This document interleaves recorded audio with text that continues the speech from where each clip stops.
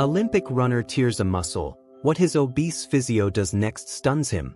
The stadium roared with the energy of tens of thousands of spectators, their cheers creating a palpable rhythm in the air. It was the final race of the Olympic Games, and all eyes were on James Carter, a prodigy sprinter who had shattered records throughout the season. Wearing his country's colors, James stood at the starting block, his gaze laser-focused on the finish line. He had trained for this moment his entire life, sacrificing time, relationships, and even his health. Winning wasn't just about glory, it was about proving to himself and the world that he was unstoppable. The starter pistol fired, and James burst from the blocks like lightning.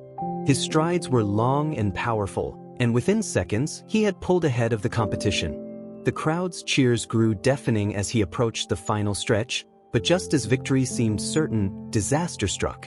A sharp, searing pain shot through James's leg. His stride faltered, and he stumbled before collapsing to the ground.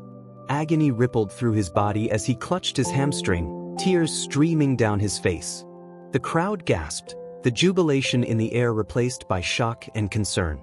Medical staff rushed onto the track, but before they could reach him, a man pushed through the barrier and ran toward James. His white shirt clung to his large frame, and sweat glistened on his forehead from the exertion. It was Peter Thompson, James's longtime physiotherapist. Peter wasn't what most people pictured when they thought of an elite sports physio. His broad stature and round face often drew skeptical glances from athletes and coaches alike. But Peter's expertise was unparalleled, and James trusted him with his life. Peter dropped to his knees beside James, his hands hovering over the injured leg. "James," he said, his voice calm but firm, "tell me exactly what you're feeling." "Sharp pain. Right here," James gasped, pointing to the back of his thigh. "I can't move it." Peter's eyes narrowed as he carefully palpated the area, his fingers skilled and deliberate. "You've torn your hamstring," he said grimly. "It's bad, but we can handle this." James shook his head, his breath hitching. "The race, it's over. My career, it's over." Peter placed a steady hand on James's shoulder. "Listen to me. It's not over. Not if I have anything to say about it." The medical staff approached, but Peter waved them off.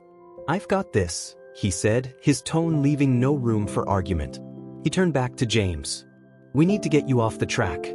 Can you stand?" James tried to push himself up but cried out in pain. Peter nodded, his mind already racing with solutions. "All right, I'll carry you." The crowd watched in stunned silence as Peter, with surprising agility, hoisted James onto his shoulders and began walking toward the medical tent. Whispers rippled through the stands. Many were shocked that someone of Peter's size could manage such a feat. James, still in pain, muttered, "Peter, you don't have to." "I do," Peter interrupted. "Because you're not just my athlete. You're my friend." In the medical tent, Peter worked quickly. He applied ice to James's leg to reduce swelling and began carefully stretching the muscle to prevent further damage. His movements were precise, his knowledge evident in every action. "Peter," James said through gritted teeth, "how are you so calm? This is the worst thing that's ever happened to me." Peter paused and met James's gaze. "Because I've been through worse," he said quietly. "And I know what it's like to feel like your world is falling apart." James frowned, momentarily distracted from his pain. "What do you mean?" Peter hesitated before continuing. "Years ago, I was an athlete too. A rugby player. I loved the game, lived for it.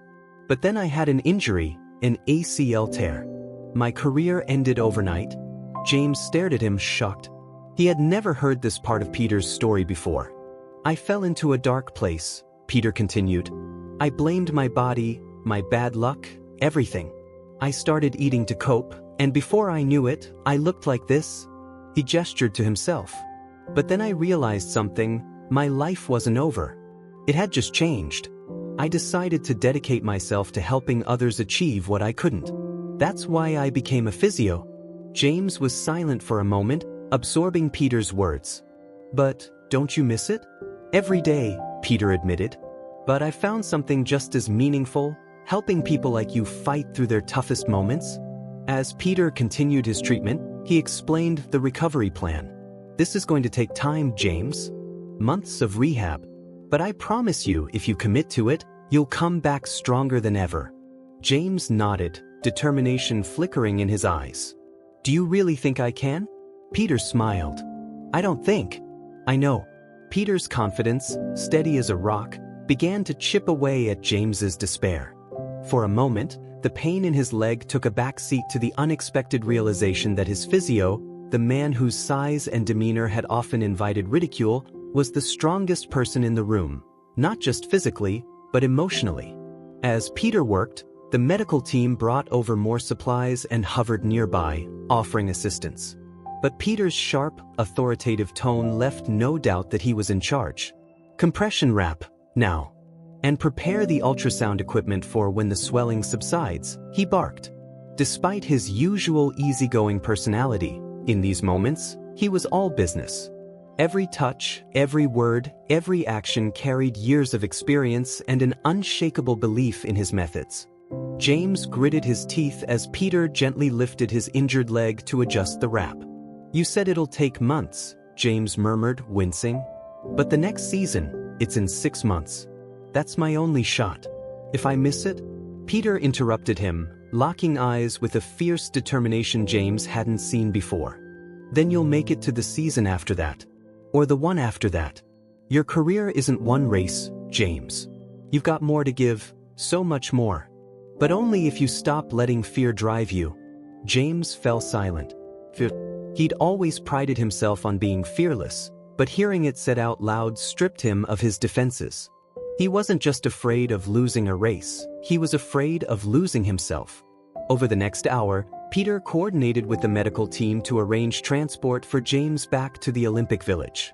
As they prepared to leave the tent, Peter turned to the officials nearby. "I want a full MRI done within the next 12 hours, he demanded. "Send the results to me directly." As they wheeled James toward the ambulance, Peter stayed at his side, his large hand gripping the rail of the stretcher. James noticed the sweat glistening on Peter's brow and the slight wheeze in his breathing after carrying him across the track earlier. "Peter," James said softly, "you didn't have to do all that." Peter snorted, a small grin tugging at the corner of his lips. "Of course I did. What kind of physio would I be if I didn't?" "No," James insisted, his voice more serious. "I mean, you didn't have to carry me. I saw the looks people gave you. I know they judge you." Peter's grin faded slightly, replaced by a knowing expression. "They've been judging me my whole life, James. You think this is the first time someone's looked at me and thought I didn't belong here? That I wasn't capable?" He shook his head. "The thing is, they can look all they want. What matters is what I do." James didn't know how to respond. He had always thought of himself as someone who thrived under pressure, but Peter's ability to remain unshaken in the face of scrutiny was on another level. It made James realize how narrow his view of strength had been. It wasn't just about winning races or setting records. It was about resilience, the ability to keep showing up no matter what. The next day, James woke up in his room at the Olympic Village, his leg tightly wrapped and elevated. The pain had dulled to an ache, but his spirit still felt heavy. As promised, Peter arrived with the MRI results and immediately got to work creating a recovery plan. "It's a grade 2 tear," Peter explained, pointing at the scan on his tablet. "Not as bad as it could have been, but it's still serious. You'll need to start with rest and controlled mobility. No rushing, no shortcuts." James groaned. "No running?" "Not for a while," Peter said firmly. "But running isn't the only thing that makes you an athlete, James. Strength, discipline, and patience, that's what'll get you back on the track." James stared at the ceiling, frustrated. "It's easy for you to say. You're not the one stuck in bed, watching everything you've worked for slip away." Peter's expression softened, and he pulled up a chair beside the bed. "You think I don't understand?" he asked quietly. "James, I lived this. I was you. And yeah, I didn't get my career back. But that's why I'm here now, because I want to make sure you do." The raw honesty in Peter's voice silenced James's complaints. For the first time, he saw his physio not as someone on the sidelines but as a former athlete who had fought his own battles and come out stronger.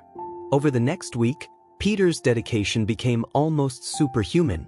He worked with James every day, guiding him through gentle stretches and exercises to maintain his range of motion. He adjusted James's diet, introduced new recovery techniques, and constantly reassured him that progress, no matter how small, was worth celebrating. But what truly stunned James was Peter's ability to motivate him when doubt crept in. Every time James felt like giving up, Peter found a way to reignite his determination. "Do you know why I never let people's opinions get to me?" Peter asked one afternoon as they worked on resistance exercises. "Why?" James grunted, beads of sweat forming on his brow. "Because they don't know me," Peter said simply. "They see what they want to see, a fat guy who doesn't belong. But what they don't see is the work I put in, the knowledge I've gained, or the passion I have for what I do. I don't need their validation, and neither do you." James nodded, his breath heavy. Peter's words stayed with him, echoing in his mind long after the session ended. As the weeks turned into months, James began to see the fruits of their hard work. He moved from walking with crutches to light jogging, and eventually, to controlled sprints. Each milestone felt like a small victory, and Peter celebrated them as if James had won a gold medal. But the road to recovery wasn't without setbacks. On one particularly grueling day, James felt a sharp twinge in his leg during a drill and collapsed in frustration. "This is pointless," he yelled, slamming his fists into the ground. "I'm never going to get back to where I was." Peter knelt beside him, his expression calm but firm. "You're not going back to where you were, James?" James looked up, confused. "What?" "You're not going back," Peter repeated. "You're moving forward. You're becoming stronger, smarter, and more resilient than you've ever been. Stop looking behind you. The only direction you need to focus on is ahead." Peter's unwavering belief in James began to transform not just his body, but his mindset. Slowly but surely, James learned to embrace the process, to find strength in the struggle rather than fear it. He started approaching each day with the same discipline and determination that had once defined his training. One evening, after a particularly successful session, James turned to Peter. "You know," he said, "I've always thought of strength as physical. But you've shown me it's so much more than that. You've taught me that strength is in your mind, your heart, and your ability to keep going." Peter smiled, a rare softness in his eyes. "That's because strength isn't about how much you can lift or how fast you can run. It's about what you do when life knocks you down. And James, you've got more strength than you realize." 6 months later, James stood at the starting line of his first race since the injury. The stadium roared with anticipation, the energy electric. As he adjusted his stance, he glanced toward the sidelines, where Peter stood with his arms crossed, a proud smile on his face. The race wasn't about winning, it was about proving to himself that he could rise again. And as the starter pistol fired, James surged forward, each stride a testament to the months of hard work, determination, and the unwavering support of the man who had believed in him when he couldn't believe in himself. James's strides carried him forward like a force of nature. The sound of the crowd melted away as his focus narrowed to the rhythm of his feet hitting the track and the controlled power of his movements. He wasn't running to win, he was running to prove to himself that he could. And in that moment, nothing else mattered. As he crossed the finish line, he felt an overwhelming surge of emotion. The race had been a modest regional qualifier, not the high-stakes competition he was used to, but to him, it felt like a world championship. He slowed to a stop, breathing hard, his chest heaving with exertion. His leg held steady, no sign of the injury that had once made him believe his career was over. From the sidelines, Peter was the first to reach him. "You did it," Peter said, his voice brimming with pride. James grinned, his face flushed with effort and exhilaration. "We did it." Peter shook his head. "No, James. You did this. I just reminded you of what you're capable of." The weeks following that race marked a turning point in James's journey. With every passing day, his confidence grew, and so did his ambition.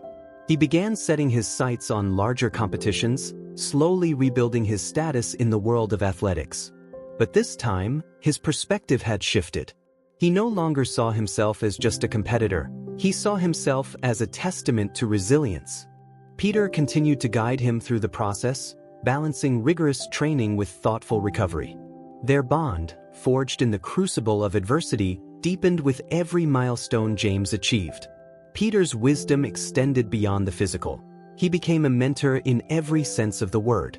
One evening, after an intense training session, James and Peter sat on the bleachers, watching the sun dip below the horizon. The track was quiet now, the echoes of the day's activity fading into the stillness of twilight. "Peter," James began, his tone uncharacteristically reflective, "I've been thinking a lot about what you said that day, about not going back, about moving forward." Peter glanced at him, waiting for him to continue. "I think you were right," James said. "I'm not the same person I was before the injury. I'm stronger now, not just physically, but mentally. And I owe a lot of that to you." Peter chuckled, shaking his head. "You don't owe me anything, James. All I did was remind you of what was already there." James leaned forward, resting his elbows on his knees.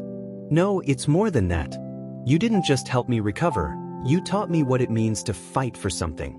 To believe in myself even when it feels impossible. I want to carry that forward, Peter. I want to inspire others the way you've inspired me." Peter smiled, a rare expression of quiet pride on his face. "Then do it, James. Take what you've learned and share it. Show people that strength isn't just about winning, it's about rising after every fall." James's return to competitive racing was met with both excitement and skepticism. The media followed his comeback closely, with headlines ranging from "Carter's redemption," "A champion's second act," to "Can Carter reclaim his glory?" While some doubted his ability to perform at the same level, others were captivated by his story of resilience and the man who had helped him get there. Peter, however, avoided the spotlight. Despite the media's attempts to profile him, he consistently declined interviews, insisting that the focus should remain on James. But that didn't stop reporters from trying. One journalist finally caught up with Peter after a major race and asked, "How does it feel to be the unsung hero behind James Carter's comeback?" Peter's response was simple. "I'm no hero. James did the hard work. I just reminded him that he could." As James's success grew, so did his platform. He began using his voice to advocate for mental health awareness, particularly for athletes. He spoke openly about the pressure to perform, the fear of failure, and the importance of seeking support. At a press conference following a major win, a reporter asked him, "What do you think was the most important factor in your recovery?" James didn't hesitate. "Belief," he said. "Not just in myself, but in the people who believed in me when I couldn't. My physio, Peter, he taught me that strength isn't just about physical ability. It's about resilience, determination, and trusting the process. He's the reason I'm standing here today." Peter watched the broadcast from the sidelines, shaking his head with a small smile. "You're giving me too much credit, kid," he muttered to himself.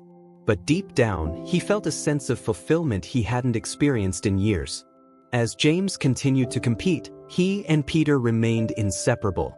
Their partnership became a symbol of the power of trust and determination. Fans began to notice their dynamic, and many reached out to Peter for advice and mentorship. One day, Peter received a letter from a young girl named Emily, who had recently torn her ACL while training for a regional gymnastics competition. In her letter, she wrote, "I saw how you helped James come back from his injury. Everyone keeps telling me I'll never compete again, but I want to prove them wrong. How did you know he could do it?" Peter read the letter carefully, his heart heavy with both empathy and determination. He wrote back, "Emily, no one can truly know what you're capable of, not even me. But I believe that with the right mindset, hard work, and the support of people who care about you, you can do more than you think. Never stop believing in yourself, even when it feels hard. That's when it matters most." Emily's parents later reached out to thank Peter, explaining how his response had given her the hope she desperately needed. Stories like this began to trickle in more frequently, and Peter found himself at the center of a growing community of people inspired by his work. As the years went on, James achieved milestones that once felt impossible. He qualified for the Olympics again, and though he didn't win gold, his performance was met with thunderous applause. To the world, he was more than a runner. He was a symbol of perseverance. But the true highlight of his journey came not from a medal, but from the relationships he had built along the way. After the race, as he stood surrounded by reporters, fans, and fellow athletes, he turned to Peter, who stood quietly in the background. "Come here," James called out, motioning for him to join. Peter hesitated, shaking his head, but James was insistent. Finally, Peter stepped forward, the crowd parting to let him through.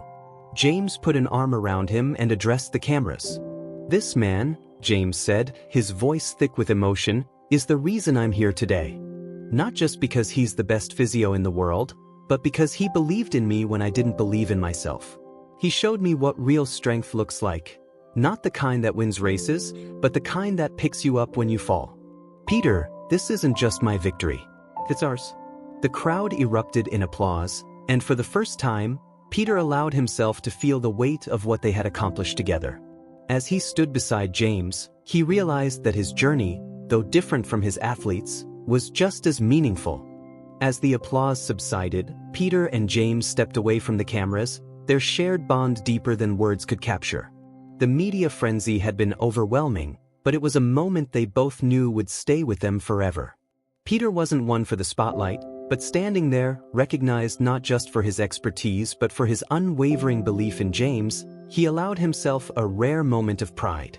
Later that evening, as they returned to the Olympic Village, the two of them sat in the common room, surrounded by athletes from all over the world. Some came up to shake Peter's hand, thanking him for the inspiration he had provided, not just to James, but to them as well. Others shared their own stories of injury and recovery, of feeling broken but finding ways to rise again. A young marathon runner from Kenya approached them. "Peter," he said, his voice tinged with awe, "I've read about you and James. You've shown us that strength isn't just about speed or muscles, it's about the heart. Thank you." Peter nodded, his usual humility intact, but James smiled and clapped him on the back. "See?" James said. "I told you. You've been inspiring more people than you realize." After the Olympics, James's career flourished in ways that extended far beyond the track. While he continued to compete, he also became an advocate for injury recovery and mental health awareness. He founded an organization called the Comeback Foundation, which aimed to provide resources, mentorship, and emotional support for athletes dealing with injuries and setbacks. The foundation's mission was simple: to remind athletes that their careers and worth didn't end with a single stumble. Peter became an integral part of the foundation, not just as a lead physiotherapist but as a mentor to both the athletes and the medical professionals who worked with them. His personal story, once something he rarely shared, became a cornerstone of the foundation's philosophy. Seminars, workshops, and outreach programs spread Peter's message far and wide. Strength isn't just what you can do, it's what you can overcome. One day, a young athlete named Malik arrived at the foundation's headquarters. Malik had been a rising star in high school track but had suffered a devastating Achilles tendon rupture during his first collegiate season. The injury had left him despondent, convinced that his dreams of competing were over. When Peter met Malik, he saw a younger version of James, a talented athlete who had lost his way, not because of the injury itself, but because of the fear and doubt that followed. Peter sat Malik down and shared his story, opening up about his own struggles after his rugby career ended. "You're going to hear a lot of people tell you what you can and can't do," Peter told him. "Some of them will mean well, and some won't. But the only voice that matters is yours. If you believe you can come back, you can. And if you're willing to put in the work, I'll be right there with you." Over the next year, Peter worked closely with Malik, guiding him through the grueling process of recovery. There were moments of frustration and doubt, but Peter's steady encouragement never wavered. By the end of that year, Malik returned to the track, not just as an athlete but as a stronger, more resilient version of himself.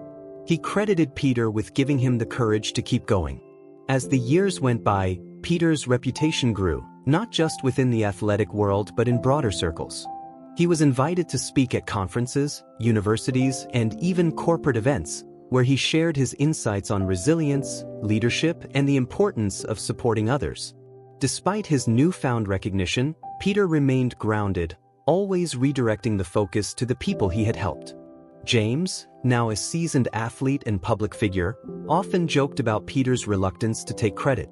"You know," James said during a televised interview, "Peter taught me more than how to run again. He taught me how to stand tall, even when the world feels like it's knocking you down.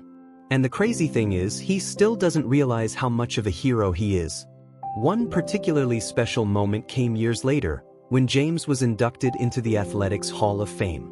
As he stood on the stage, holding the plaque that symbolized years of hard work and triumph, he called Peter up to join him.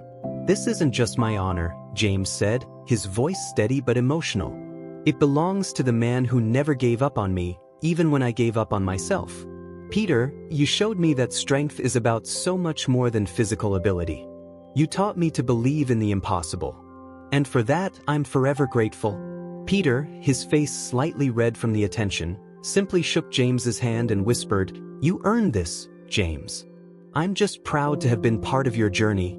As time passed, Peter began to step back from his active role in the foundation, mentoring a new generation of physiotherapists who shared his passion for helping athletes recover and thrive. He remained a guiding presence, always ready with words of wisdom and encouragement. One day, as he walked through the halls of the Comeback Foundation's headquarters, he paused to look at a wall covered in photos and testimonials from athletes whose lives had been transformed. Among them was a framed photo of him and James, taken after James's first comeback race. Beneath it was a plaque that read, "To the man who taught us all that the heart is the strongest muscle." Peter smiled, his heart full. He had never sought recognition or fame, only the chance to make a difference. And as he stood there, surrounded by evidence of the lives he had touched, he knew he had achieved something far greater than any medal or trophy. He had helped others rise. As Peter walked down the hallway filled with the testimonials and photographs of athletes whose lives he had touched, a soft knock echoed from the door of his office. He turned to see a young woman standing there, holding a folder close to her chest. She looked nervous, yet there was a spark of determination in her eyes. "Mr. Thompson?" she asked hesitantly. Peter nodded and smiled warmly. "Please, call me Peter. Come in." She stepped inside, carefully closing the door behind her, and took a seat across from his desk. "My name is Sarah," she began. "I'm a student at the University of Sports Science, studying physiotherapy. I've followed your work for years, and, well, you're the reason I decided to pursue this career." Peter leaned back in his chair, surprised but flattered. "That's quite the compliment. What brings you here today, Sarah?" "I want to learn from you," she said, her words spilling out quickly.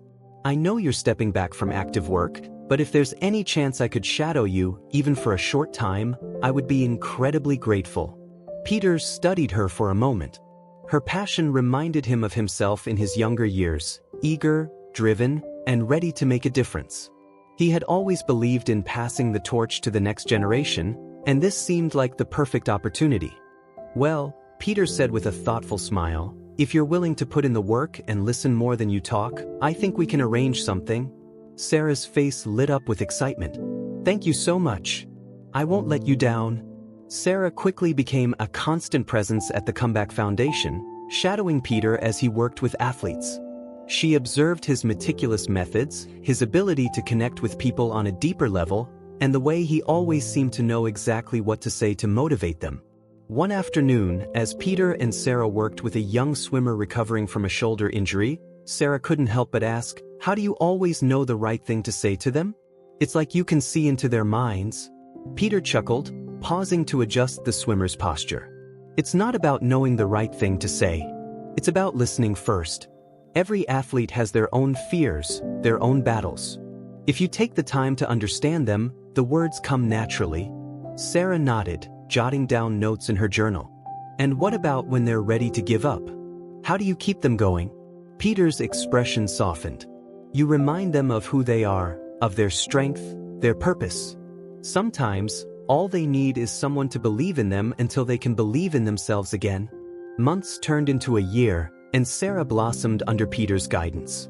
She began taking on more responsibilities, assisting with recovery plans and even leading sessions with athletes under Peter's supervision. Her confidence grew, and so did her connection to the athletes she worked with.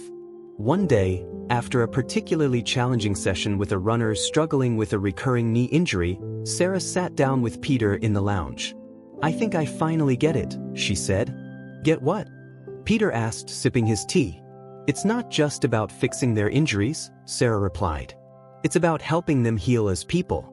The physical part is important, but the emotional part, that's where the real strength comes from." Peter smiled, a deep sense of pride welling up inside him. "You've got it, Sarah.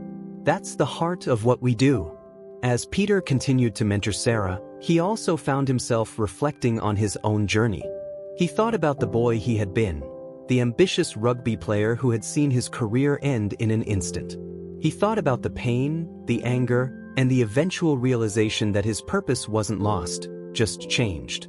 Most of all, he thought about James, the athlete who had been the turning point in his career as a physiotherapist. James had taught him as much as he had taught James, and their bond had set the foundation for everything that followed. One evening, Peter received a call from James. "Hey, old man," James said, his voice playful. "You up for some company?" Peter laughed.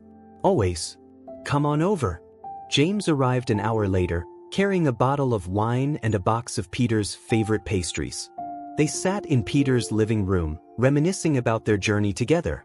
"Do you ever think about how far we've come?" James asked, swirling his glass of wine. "All the time," Peter replied. "But what really amazes me is how far you've taken it. The foundation, the athletes you've inspired, you've done more than I ever could have imagined." James shook his head. "None of it would have happened without you, Peter. You didn't just help me recover, you gave me a new way to see myself. And you've done that for so many others." Peter's eyes glistened with emotion, though he quickly masked it with a chuckle. "Well, I guess I didn't do too badly for an old, overweight physio, huh?" James grinned. "Not too bad at all." As the years went on, Peter eventually retired fully from his work at the Comeback Foundation, but his presence remained deeply felt. The physiotherapy wing of the foundation was renamed the Peter Thompson Center for Recovery and Resilience, a tribute to the man who had transformed countless lives with his wisdom, compassion, and unwavering belief in the power of resilience. Sarah took over as the lead physiotherapist, carrying forward everything Peter had taught her. Under her leadership, the center expanded its reach, offering new programs and services that pushed the boundaries of what was possible in recovery and rehabilitation. Peter spent his retirement quietly, enjoying the simpler things in life, tending to his garden, spending time with his family, and occasionally receiving visits from athletes and colleagues who came to seek his advice or simply thank him for the impact he had made. One evening, as he sat on his porch watching the sunset, Peter received a package in the mail. Inside was a framed photo of James standing on the podium at his final Olympic Games, holding a gold medal high above his head. Attached was a handwritten note. "Peter, none of this would have been possible without you. Thank you for believing in me, even when I couldn't believe in myself. You changed my life, and I'll never stop being grateful. With all my heart, James." Peter smiled as he read the note, his heart full. He placed the photo on the mantle alongside other mementos from his career, a quiet reminder of a life dedicated to helping others rise. Because in the end, Peter had taught the world one simple truth: strength isn't just about overcoming obstacles, it's about lifting others as you climb. And his legacy would endure in every athlete, every physiotherapist, and every life he had touched along the way. As Peter placed the framed photo of James on his mantle, he leaned back in his chair, letting the memories wash over him. Each one was vivid, a testament to the life he had led, a life filled with moments of struggle, triumph, and connection. The world around him had slowed down in retirement, but Peter never stopped marveling at how far he had come and how his efforts had rippled out to touch countless lives. Even as he stepped away from his active role, letters and messages continued to pour in. Athletes who had trained under his guidance wrote to thank him, sharing stories of their victories and their newfound confidence. Physiotherapists trained by Peter often sought his advice or updated him on how his methods had helped their patients recover. These messages reminded Peter that his legacy wasn't confined to the work he had done. It was alive, carried forward by the people he had inspired. One morning, as Peter sifted through his mail, a letter stood out. It was written on thick, cream-colored stationery, with a seal embossed in gold. He opened it carefully and read the words inside. "Dear Mr. Thompson, We are honored to invite you to deliver the keynote address at the International Sports Rehabilitation Conference. Your contributions to the field of physiotherapy and your inspiring work with athletes have set a standard that many of us strive to emulate. It would be a privilege to have you share your wisdom and insights with us. Peter stared at the letter for a long moment, his initial instinct being to decline. Public speaking had never been his forte. He preferred the quiet, hands-on work of guiding individuals through their recovery. But something about this invitation felt different. It wasn't about him. It was about passing on what he had learned, ensuring that his knowledge and philosophy could continue to shape the future. With a deep breath, Peter picked up his phone and dialed the number listed on the letter. "This is Peter Thompson," he said. "I'd be honored to attend." The weeks leading up to the conference were a whirlwind of preparation. Peter worked closely with Sarah, who had become his trusted confidant and advisor, to craft his speech. Together, they revisited his journey, from his days as a rugby player to the pivotal moment when he first met James. Sarah insisted that Peter's personal story was as important as his professional insights. It was his humanity, after all, that had made his work so impactful. The night of the conference arrived, and Peter found himself standing backstage, nerves prickling at the edge of his composure. The auditorium was packed with physiotherapists, doctors, and athletes from around the world, all eager to hear from the man who had become a legend in their field. As the host introduced him, the audience erupted into applause. Peter took a deep breath and stepped onto the stage, the bright lights momentarily blinding him. He adjusted the microphone and began to speak. "When I first became a physiotherapist," Peter started, his voice steady despite the flutter of nerves, "I didn't set out to change lives. I set out to make sense of my own." He paused, scanning the audience. "I was a rugby player once. Like many of you, I lived for the sport. It was my identity, my passion. But an injury took that away from me. For a long time, I felt lost, angry at the world and at myself." The room was silent, every eye fixed on him. "It wasn't until I started helping others that I realized something important. Strength isn't just about what your body can do. It's about what you can endure and how you can rise after every fall. That's what I've tried to teach every athlete I've worked with, not just how to recover, but how to find the strength within themselves to keep going." He went on to share stories of the athletes he had worked with, from James's remarkable comeback to the countless others who had faced their own battles. He spoke about the importance of listening, of understanding the person behind the injury, and of never underestimating the power of belief, both in yourself and in others. By the time he finished, the audience was on their feet, their applause thunderous. Peter felt a wave of emotion as he stepped away from the podium, knowing that he had done what he set out to do, to inspire, to teach, and to give back. After the conference, Peter was approached by dozens of attendees, each eager to express their gratitude or ask for his advice. One young physiotherapist, fresh out of university, said, "Hearing you speak today reminded me why I chose this path. Thank you for showing us what it means to truly care." Peter shook her hand, his smile warm. "The work we do matters," he said. "Never forget that." As Peter returned to his quiet life, he couldn't help but feel a renewed sense of purpose. Though he was no longer in the thick of day-to-day work, his impact continued to grow. The Peter Thompson Center for Recovery and Resilience expanded its reach, partnering with international organizations to bring advanced physiotherapy techniques to underserved communities. Peter was thrilled to see his methods helping people in places he had never dreamed of reaching. Meanwhile, James continued to be a vocal advocate for the Comeback Foundation, often crediting Peter as the driving force behind his success. At an event celebrating the foundation's 10th anniversary, James delivered a heartfelt speech. "Peter taught me that setbacks aren't the end, they're just the beginning of a new chapter," James said, his voice steady but emotional. "Because of him, I found the courage to write that new chapter. And because of the Comeback Foundation, thousands of others are writing theirs." Peter, sitting in the audience, felt a swell of pride. He had always believed in James, but seeing how far his protege had come was a reminder of the ripple effect of their journey. Years later, as Peter grew older and began to slow down, he often reflected on the life he had built and the lives he had touched. He spent his days gardening, reading, and occasionally visiting the Comeback Foundation, where Sarah and the rest of the team carried forward his legacy with passion and dedication. One evening, as the sun set over his garden, Peter received a visit from James. Now retired from competitive racing, James had taken on a mentoring role within the foundation, helping young athletes navigate the pressures of the sport.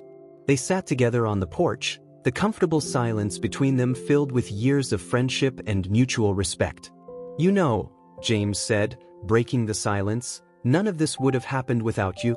Peter chuckled softly. "You give me too much credit, James. You were the one who put in the work."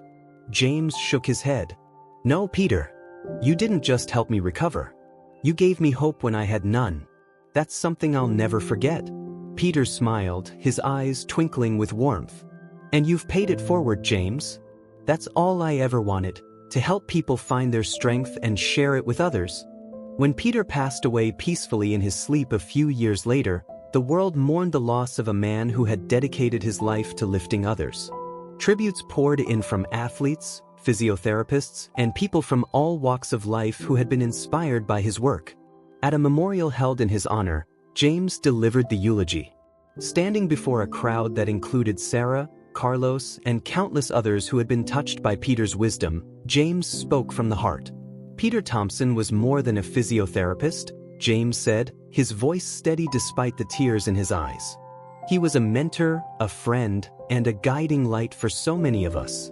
He taught us that strength isn't just about what we can do, it's about how we rise, and how we help others rise with us." His legacy isn't just in the work he did, it's in the lives he changed, and the hope he inspired. As James stepped down, the audience stood in silent tribute, their hearts filled with gratitude for a man whose kindness and belief had left an indelible mark on the world. Peter Thompson's name became synonymous with resilience, his story a beacon for those facing challenges of their own. And though he was no longer there to see it, his legacy lived on. In every athlete who rose after a fall, in every physiotherapist who chose compassion over judgment, and in every person who dared to believe in the power of hope. The years after Peter's passing became a time of reflection and celebration for those who had been touched by his work and legacy. The Peter Thompson Center for Recovery and Resilience continued to flourish, expanding its outreach to underserved areas, helping thousands of athletes and everyday people reclaim their strength and independence. Sarah, now the director of the center, carried Peter's philosophy in every decision she made. She often told her team, "Peter didn't just teach us how to help people recover physically. He taught us how to help them rediscover themselves. That's what we need to honor in every patient we see." Her leadership brought innovation to the center, including new technologies for rehabilitation and personalized care models inspired by Peter's approach. Yet, despite the advancements, Sarah ensured that the heart of the work remained grounded in the values Peter had instilled: compassion, patience, and the belief that every setback was an opportunity to grow stronger. The Comeback Foundation, co-founded by James and Peter, also experienced unprecedented growth. What began as a small organization focused on athlete recovery transformed into a global movement. Branches opened in over 30 countries, each one tailored to meet the unique needs of its community. From helping war veterans regain mobility to supporting young athletes with limited resources, the foundation's reach seemed limitless.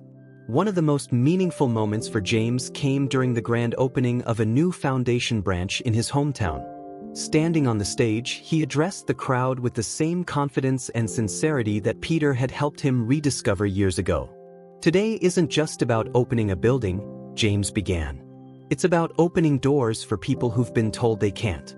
Peter Thompson showed me that every no is just an opportunity to find a better way. And now, through this foundation, we're here to show others that they can too." The crowd erupted into applause, and James couldn't help but glance at the sky, as though Peter might be watching. "This one's for you, Peter," he whispered to himself. Meanwhile, the stories of those who had been helped by Peter continued to ripple outward. Malik, the young track athlete Peter had mentored years earlier, had become a celebrated figure in his own right. After a successful comeback, Malik retired from competition and opened a training academy for injured athletes. At the entrance to his facility hung a plaque that read, Inspired by Peter Thompson, the man who believed in my future when I didn't, Malik often shared Peter's lessons with his trainees. The pain you're feeling now, he would say, isn't the end of your story. It's just the beginning of a new chapter. Peter taught me that, and now I'm passing it on to you. One of Malik's trainees, a young gymnast recovering from a devastating back injury, found solace in these words. With Malik's guidance and Peter's legacy as her motivation, she made a full recovery and went on to win a national championship. In her victory speech, she said, "This medal isn't just for me, it's for everyone who believed in me, even when I couldn't believe in myself." As time passed, Peter's name became synonymous with resilience. Schools and universities included his story in their curricula, using his journey as a case study in perseverance and compassion. His methods were studied by physiotherapists and sports scientists around the world, becoming a standard in the field. One day, Sarah received a call from the International Olympic Committee. They wanted to create a special award in Peter's honor, recognizing individuals who demonstrated extraordinary resilience and compassion in sports. The Peter Thompson Award for Resilience was born, and its first recipient was none other than James. At the award ceremony, James took the stage to a standing ovation. Holding the golden trophy, he smiled and said, "Peter would have laughed if he were here today. He never wanted the spotlight, but he would have loved what this award stands for, helping others rise, no matter how many times life knocks them down." James dedicated the award to Peter and announced that he would donate the prize money to the Comeback Foundation, ensuring that Peter's legacy continued to grow. Years later, Sarah sat in her office at the Peter Thompson Center, reviewing plans for a new wing dedicated to mental health services for recovering athletes. On her desk sat a framed photo of her and Peter, taken during her first year under his mentorship. She often looked at it for inspiration, especially on challenging days. As she reflected on everything the center had achieved, a knock on the door brought her back to the present. A young woman stepped in, holding a letter. "Miss Sarah," she said shyly, "I just wanted to thank you. I came here 6 months ago after my injury, thinking my career was over. But you and your team showed me that it's not. I'm stronger now, not just in my body, but in my heart. And I wanted you to know that." Sarah smiled, her eyes misting. "Thank you for sharing that.